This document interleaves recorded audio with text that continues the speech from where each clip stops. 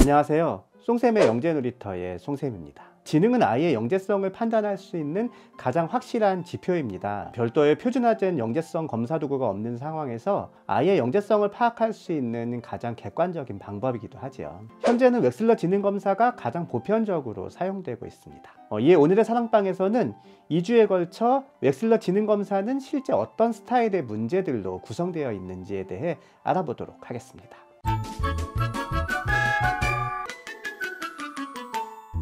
지능검사하면 흔히 IQ라고 하는 숫자만 생각하지만 사실 이 값은 언어, 시공간, 유동추론, 작업기억, 처리속도라는 5가지의 기본 지표에 대한 상대적인 점수를 종합한 지수입니다. 그러므로 전체적인 지능 못지않게 5가지의 기본 지표에 대한 각각의 특성도 중요하지요.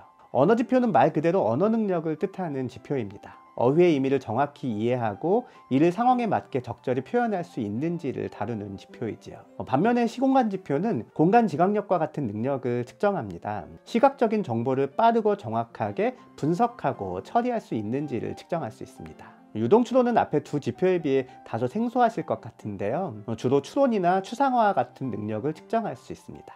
앞의 시공간 지표가 정보를 이해하는 능력이라면 유동추론은 이러한 정보를 활용하고 해석하는 능력이라 할 수 있습니다. 위의 3가지가 정확성과 관련되어 있다면 작업기억과 처리속도는 효율성과 관련된 지표라 할 수 있습니다. 작업기억은 정보들을 얼마나 빠르고 정확하게 기억할 수 있는지를, 처리속도는 문제를 얼마나 빠르게 해결하는지를 측정할 수 있습니다. 웩슬러 지능검사는 이러한 5가지 기본 지표를 측정하는 16개의 소검사로 이루어져 있는데요. 이를 전부 진행하는 것은 아니고 각 요인별 한두 가지 정도의 필수 소검사를 진행합니다. 나머지 검사는 경우에 따라 추가로 진행되지요.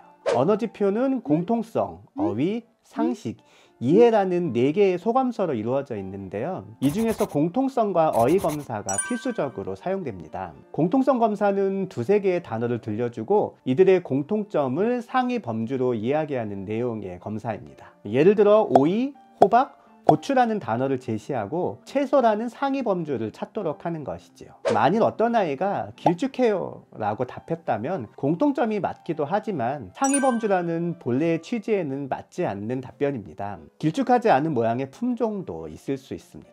어휘 검사는 말 그대로 단어의 뜻을 얼마나 정확히 알고 있는지를 측정하는 검사입니다. 단어가 제시되기도 그림이 제시되기도 하는데요. 대상의 개념을 정확히 짚어내는지가 검사의 관건입니다. 가령 부엌의 의미를 물었을 때 음식을 만들기 위해 요리를 하는 곳이라는 개념적 답변을 해야 하는데 싱크대와 가스레인지가 있어요 라는 특성적 답변을 하지는 않는지 구분하겠다는 것이지요. 시공간 지표는 토막짜기와 퍼즐이라는 두 검사로 이루어져 있습니다. 이 중 토막짜기 검사가 실수, 퍼즐이 추가 검사입니다. 토막짜기 검사는 육면의 모양과 색이 다른 정육면체 나무 토막을 뒤집거나 돌려가며 연결하여 위에서 본 모습을 보기와 똑같이 만드는 검사입니다. 가령 토막 4개로 다음과 같은 모양을 만들어야 한다면 대각선으로 서로 다른 색이 칠해진 면과 그렇지 않은 면을 적절하게 돌려가면서 해당 모양을 만들어야 하는 것이지요. 퍼즐 검사는 여러 가지 도형 조각 중 일정한 도형을 만들기 위해 필요한 조각들을 실수 없이 골라내는 내용의 검사입니다. 가령 다음 3개의 도형을 제시하고 이 중에서 삼각형을 만들기 위해 필요한 조각을 찾도록 하는 것이죠.